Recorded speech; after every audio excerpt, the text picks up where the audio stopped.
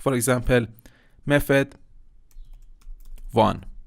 Okay, and then I need to put in a semicolon at the end of my statement. Okay, so now I want to actually call this method from the main method of this main class. Okay, so now let me actually comment out these lines of code here because I don't want to execute these lines of code.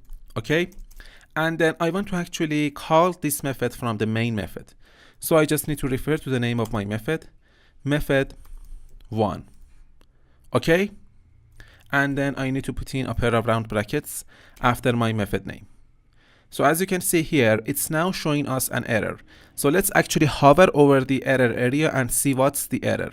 Cannot make a static reference to the non-static method 1 from the type main. So as you can see here, we cannot actually refer to this method. Why? Because this method is not static.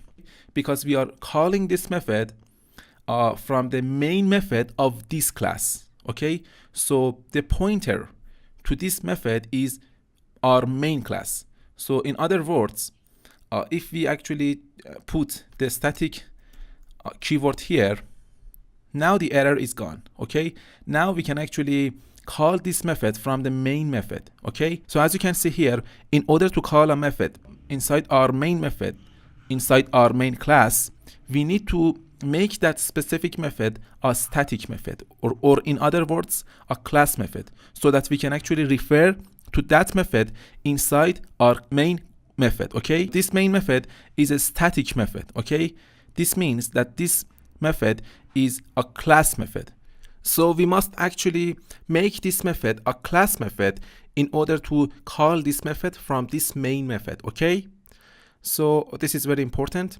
And another important point that I want to talk about is about this system.out.println. Okay, I actually told you that this is the Java's way in order to output some values to the console.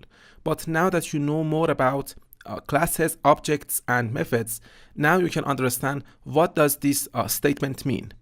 So this system here is a class. Okay, so now if I actually hover my mouse pointer over this word here, as you can see, it says the system class contains several useful class fields and methods. Okay, and it cannot be instantiated. So now we know this system is a class. Okay, and as you know already, the dot operator here, as you can see, the dot operator can only be used to call methods and variables. So we know that out must be either a method or a variable.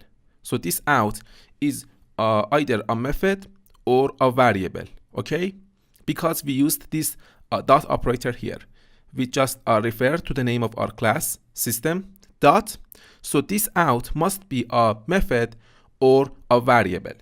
Okay, so how do we actually identify whether this out is a variable or a method? So out is not a method because of the fact that there are no parentheses after our word here, after this out here. As you can see, remember that whenever you call a method, you need to put a parenthesis after your method name. So there is no parenthesis after our word here, after this out. So this out here is not a method. So it must be a variable. Okay, so we know that out is a variable. So we must now ask ourselves, what kind of variable is it? There are two possibilities. It could be a static or an instance variable.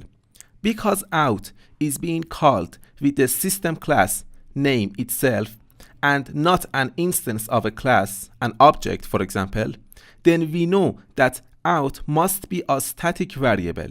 Okay, so since only static variables can be called with just the class name itself, so this out here is a static variable. Okay, so now we know that out is a static variable belonging to the system class. Okay, now as you can see here, we've got this println method here because there are parentheses after this println here.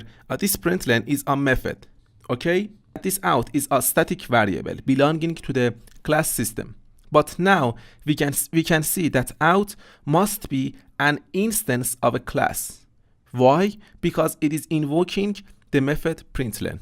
Okay, so this out here must be an instance of a class.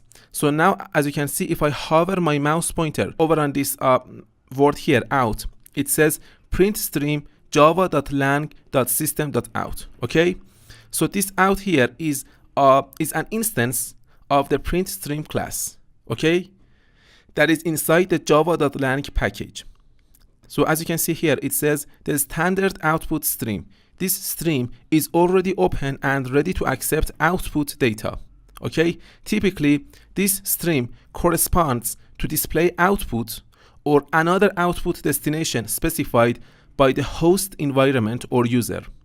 Okay, for simple standalone Java applications, a typical way to write a line of output data is system.out.println, and then inside the parentheses we put our data. Okay, so this out here is an instance of the print stream class. Why? Because we called this method on this out here. Okay, we can only call methods on our objects or our classes. So this out here is an instance of the print stream class, and inside the print stream class we have an instance method that we call on this out here. Okay, and that's how we can actually output some data to the console. So I think that's enough for this tutorial. If you have any questions, please post a discussion in the course, and thanks very much for watching, and I'll see you in the next tutorial.